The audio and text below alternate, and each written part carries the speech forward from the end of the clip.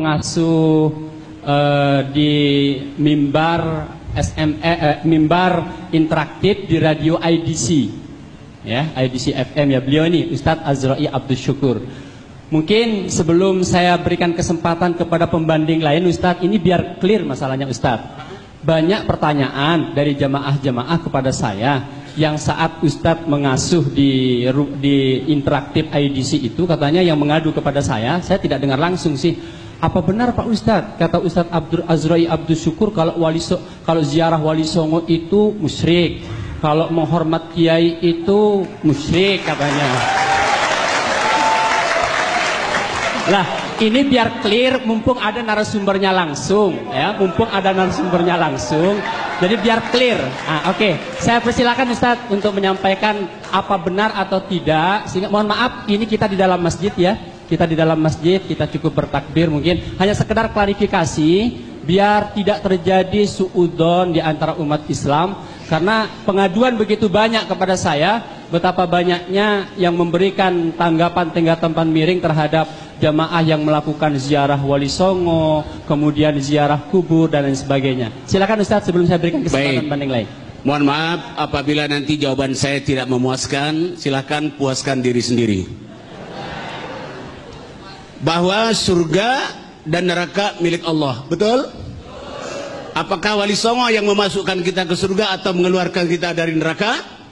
Tidak. Nah, adapun kita mohon beliau dapat mendoakan kita, itu tadi hadisnya sudah disampaikan oleh Ustaz, itu utus atas rahmat Allah. Apabila memang sahih hadisnya, kenapa kita harus tolak ya?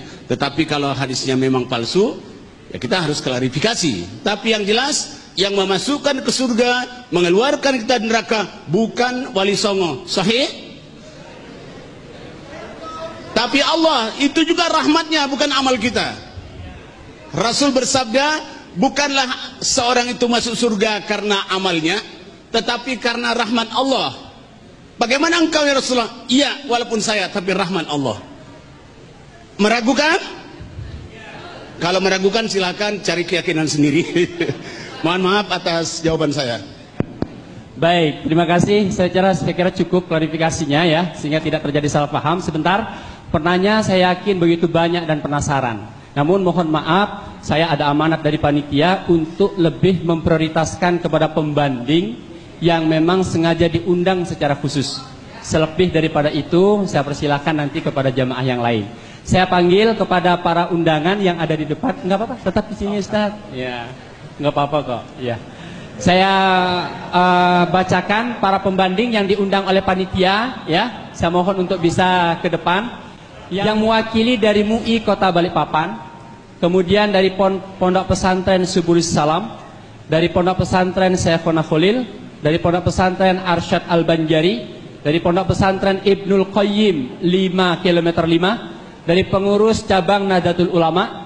Kemudian yang mewakili dari Hizbut Tahrir Indonesia, yang mewakili dari Sekolah Tinggi Agama Islam Ibnu Khaldun, kemudian Ustadz Sauki, kemudian Jamaah Tabligh, pimpinan Majelis Dzikir dan Tahlil, serta yang mewakili dari Hidayatullah. Kepada beliau-beliau yang sengaja diundang oleh panitia untuk menjadi pembanding, saya harap untuk bisa naik ke depan untuk memberikan tanggapannya. Selebihnya akan kami berikan kesempatan kepada para jamaah yang lainnya.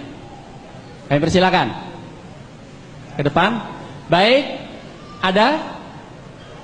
Baik, sambil menunggu mungkin beliau-beliau yang diundang ini masih menuju proses perjalanan ke depan ke atas panggung, kami persilakan mungkin sebelum saya buka penanya kepada yang lain, mungkin ada yang ingin disampaikan oleh Ustadz Idrus. Terima kasih. Kalau mendengarkan jawaban beliau barusan, tadi beliau mengatakan kalau memang beristighatsah dan bertawassul itu ada hadisnya dan sahih, kita terima. Kan begitu Ustaz ya? Karena itu ajaran Rasulullah. Kita ini kan hanya pengikut, bukan pembuat ajaran. Jadi intinya kalau saya simpulkan, beliau menganggap istighatsah dan tawassul itu boleh. Betul Ustaz? Betul. Istighatsah dan tawassul itu boleh karena hadisnya sahih. Tadi sudah saya tampilkan dengan slide kitab aslinya. Hadisnya sahih. Bagaimana Ustaz? Setuju Ustaz? Apa tapinya? Baik, kepada jemaah, mohon maaf, saya potong sebentar. Karena kita berada di dalam masjid, mohon ini bukan lapangan sepak bola. Ya, mohon untuk ditahan, untuk tidak tepuk tangan, biar ada bedanya antara ustadz dengan pemain sepak bola. Baik, terima kasih. Silakan dilanjutkan Ustadz. Jadi katanya beliau, kalau memang ajaran istighatsah dan tawassul itu ajaran Rasulullah, para sahabat dan ahli hadis, kita ikuti. Cuman katanya beliau ada tapinya. Padahal tadi hadisnya saya kira semuanya sudah melihat ya. Hadisnya sahih. Itu kitab aslinya. Yang saya tampilkan kitab aslinya. Kemudian yang kedua, ketika beliau diklarifikasi oleh saudara moderator, orang yang ziarah Wali Songo, beliau katanya mengatakan musyrik, ternyata barusan beliau tidak menjawab. Jawabannya mungkin beliau masih berpikir atau mencari dalil yang kuat. Kalau memang masih mencari dalil yang kuat, berarti beliau kemarin mengatakan musyrik, itu berarti berfatwa tanpa dalil. Entah bagaimana, saya kira beliau lebih tahu tentang maksud beliau. Silahkan Ustaz. Baik. Yang saya maksud tadi, apakah surga milik Wali Songo atau bukan? Sudah dijawab, bukan, itu milik Allah. Yang mengeluarkan dan memasukkan kita dari surga atau neraka juga Allah, memasukkan kita rahmatnya Allah Subhanahu wa taala. Jadi bukan milik Wali Songo. Kalau kita meminta, mendoakan kepada beliau, kalau memang ada hadisnya bahwa orang, kalau Nabi kan ada tadi, kalau Wali Songo itu ada hadisnya, boleh kita turut. Tetapi seperti Rasulullah tadi disuruh memanggil nama beliau, ada hadisnya. Kan gitu. Jadi saya menjawab, selama itu ada hadisnya, Al-Quran dan hadisnya sahih, tidak musyrik. Tetapi kalau ada hadisnya, tidak ada hadisnya, saya kembalikan kepada Allah. Saya tidak boleh menuduh dengan lisan saya saudara saya sebagai kafir dan musyrik. Oke, sebentar. Mungkin ada pertanyaan yang penasaran Ustadz, mewakili dari teman-teman. Apakah orang yang ziarah Wali Songo, ziarah kepada makam-makam para wali itu dihukumi syirik atau tidak? Ziarah, Rasulullah telah bersabda, kuntu nahaitukum an ziyaratil qabri. Saya pernah melarang kalian berziarah kepada kubur. Ala fazuruha fa innaha tadhkiratul lil maut. Sekarang boleh kamu ziarah, karena ziarah itu adalah mengingatkan kita kepada mati. Jadi boleh. Oke, saya rasa sudah cukup apa yang disampaikan oleh Ustadz Azra'i Abdus Syukur. Mudah-mudahan apa yang beliau sampaikan hari ini begitu juga disampaikan ketika acara-acara siaran dimanapun. Saya khawatir ketika di sini beliau bisa memberikan penjelasan seperti itu, tapi ketika di forum-forum lain kemudian memberikan penjelasan lain, jangan sampai ada dusta di antara kita. Baik, silakan Ustaz Idris. Jangan ada sampai ada dusta di antara kita. Selama kita bersaudara ukhuwah Islamiyah, insyaallah jujur adalah pakaian kita. Alhamdulillah. Baik, terima kasih Ustaz Idris, silakan. Saya ingin menambahkan masalah ziarah kubur. Ada perbedaan antara mayoritas umat Islam dengan Wahabi. Jadi maksud perbedaan ini bukan dengan Ustadz Azra'i, karena beliau tadi bukan Wahabi. Berarti mulai tadi saya tidak menyinggung beliau gitu Ustadz ya, karena bukan Wahabi katanya.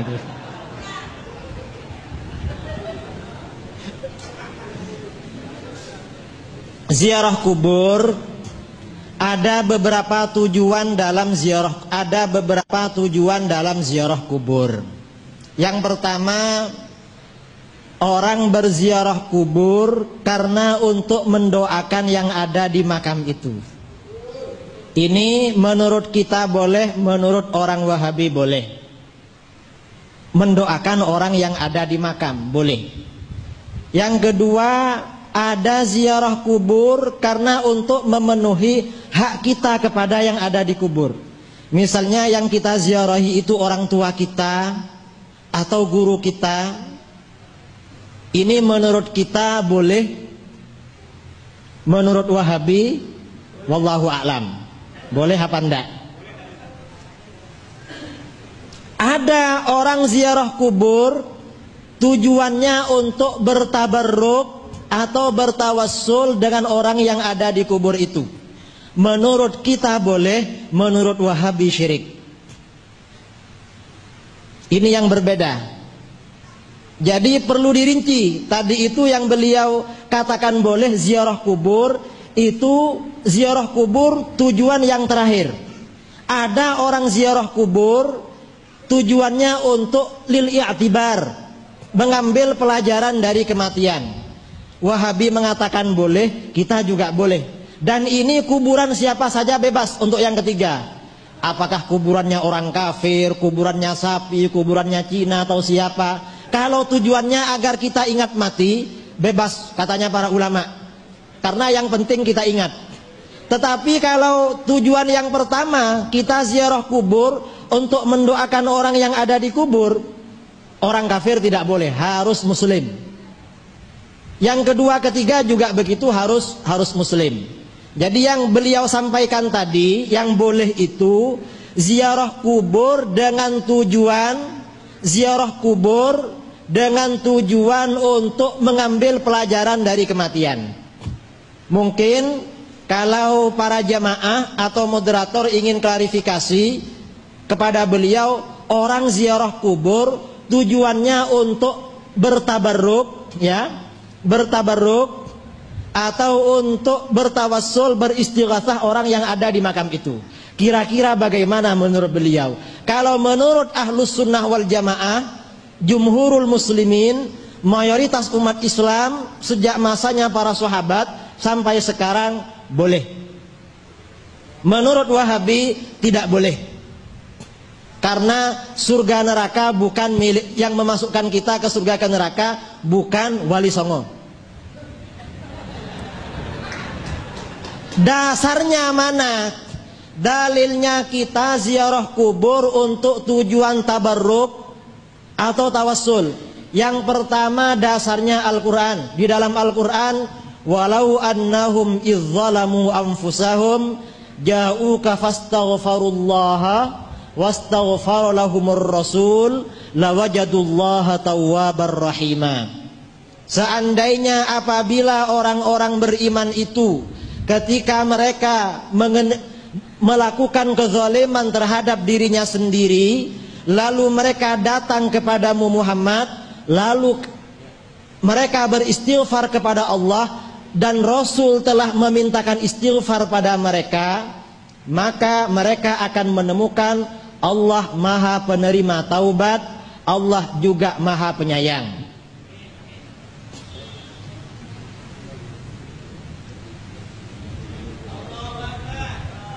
Ustaz.